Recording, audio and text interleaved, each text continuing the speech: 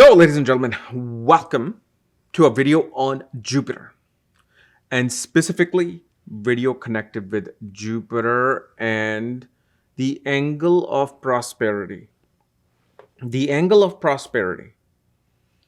Okay, so Jupiter, so remember, Venus is wealth.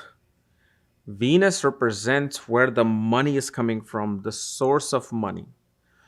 But see, Jupiter is abundance, prosperity. Like, for example, I'm not Ambani. I'm not Musk. My last name is not Bezos. But the thing is, I don't need their wealth, all their fancy things, for me to just feel like, oh, this is amazing. Like God has given me whatever I needed. Whatever I needed. So prosperity and abundance is subjective from person to person. Okay. A lot of people will feel tremendously depressed even when they're born in a regal royal environment. But Jupiter, remember, is you. Jupiter is the Jiva Atma. Jupiter is the Jiva Karka, meaning it is the living significance of the chart, the living soul of the chart. So if I'm going to look at your chart, who's the living soul of that chart? That's you. Now, many people will sometimes use Venus as the Jiva Atma for women. You can't do that.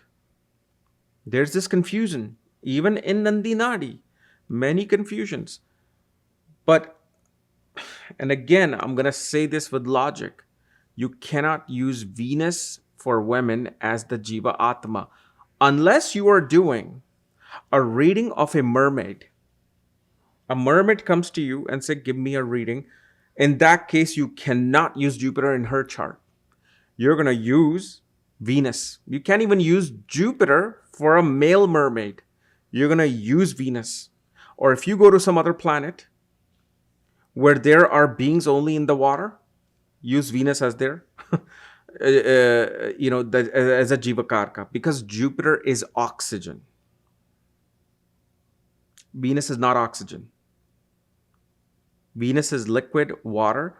Venus is ovaries. Venus is sperm. But the pranic energy, why I'm alive here right now, and this flesh is not rotting, is because of Jupiter. So always know you are Jupiter regardless of what sex you are. And so we need to see from the perspective of the Jiva Atma, what is giving you the abundance. And it is very simple because remember the word I used, angles. The other thing you quickly want to know is when Jupiter is retrograde, you're going to use Jupiter in the previous house.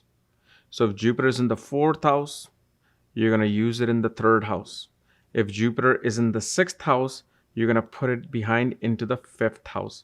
So that's what's going to happen. You're going to use the previous house of that retrograde Jupiter. Okay. And especially that's going to signify later, like especially after 31, you're going to see that particular Jupiter starts to give those results of support. Before, Jupiter will be where it is and you'll see some of that support coming in, but it's really 70% is going to be from the house previous to Jupiter. So if Jupiter is in the 1st house, as much as you may think, oh my God, this person is going to do things on their own, they're going to be striving on their own effort. No, their abundance and living of their blessings only comes through children and guru and father. They become the main resource of your ability to find your abundance where you feel like, okay, I have everything. Where the soul feels that fulfillment of itself. If Jupiter is in the 2nd house, you may think, oh, family is going to provide everything for this person. No. Their abundance, prosperity doesn't come from family. It comes from enemies. It comes from society. It comes through struggle. Jupiter in the 2nd house, a person is going to struggle before they make it. And they will gain from their enemies. They will make money through them. and the society outside in general. In the third house, your efforts may not do anything here with Jupiter in the third.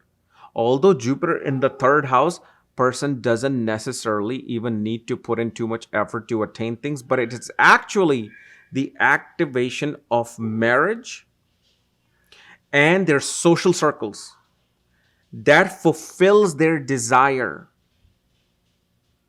It is not them, it is not their efforts that are going to do it.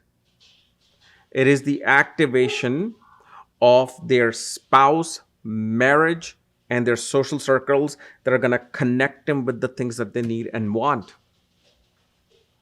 Fourth house Jupiter. Now, this is a very strange situation of the Jupiter, because Jupiter is in a moksha sign. Okay. This person's abundance, you know how it comes? When they have let go of everything. Until they have let go of everything, only then things come in their life. And usually their source of abundance, source of them, their ability to feel that fortune, being attaining that fortune or being fortunate, comes through a lot of mystical sources. You will see with Jupiter in the fourth house, a person will say, oh, I was advised by a psychic that I will meet this person and this person is getting me through this. Or I had a dream where I was able to understand my future, and through that I received this particular idea to achieve my goals. And if, let's say, you have a retrograde Jupiter, look at the Jupiter, especially from the previous sign. But remember, when you're using it as a Bha Chakra of Nadi, you're going to use Jupiter where it is. You're not going to use it from previous. But since we're looking at the prosperity, it's really going to come from the previous sign. Always put your Jupiter in the previous house, and then understand the houses that you're really going to be getting. And actually, with retrograde Jupiter, both places will work. So if Jupiter is, let's say, in the fifth house and is retrograde, its prosperity source early in life will becomes one's own will. One becomes own effort. This is where you make things happen. And as again, blessings of the Father. So what are we doing? We're looking at the 5 and 9 axis of this Jupiter. Because remember, where Jupiter sits, you no longer control that house. You no longer have authority on this house. Those are the blessings that are just there. It's nothing you can change about it. There's nothing you will do about it. It is something that doesn't even belong to you anymore. You belong to it. Jupiter in the fifth house, one is here for their children, not children for you. But here one will be able to attain their prosperity and their abundance through their effort and blessings of a guru, through the help of their father. But especially you will see with Jupiter in the fifth house, father actually takes your advice more. You feel like you're the father of your child, of your father. You'll feel like I have more knowledge about certain things or more wisdom about certain things even compared to my father. When it's in the sixth house, the source of your abundance activates through, again, your society that is out there, authorities and family. And in the sixth house, most definitely, that house no longer belongs to you. It belongs to your enemies. So Jupiter in the sixth house will have some form of big and especially expanded form of enemies coming in. And usually you will see with Jupiter in the sixth, they're not the one who's going to fight unless, of course, Mars is there. Jupiter in the sixth house will always take a more moral road towards dealing with their enemies. But that's the blessings they have gotten. And again, they're here for them. Your life belongs. It's like, for example, a lawyer, right? A criminal attorney or any kind of attorney. Their life belongs to the enemy in disputes and fights. That's what they're here for. If it's in the 7th house, your prosperity, abundance will come through the sources of your social circles, your friends, and your siblings. They become that source. When Jupiter is in the 8th house, again, we're in the moksha triangle. But this time, mother becomes very important in a person's life. Okay? So, like in the 4th house, we were seeing that 8th and 12th axis. In the 8th house is going to be the mother and divine source. It's going to be also your past life karma. It's also going to be some foreign person will come and somehow spark that blessings in your life.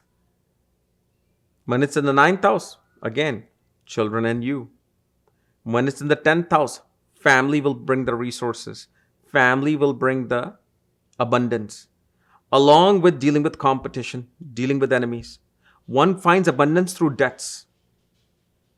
You know, people who start businesses, but they take on loans. And through that loan, they keep making that business bigger, bigger, bigger, bigger, bigger. This is how this Jupiter attains it. So it's not your hard work that is bringing that prosperity.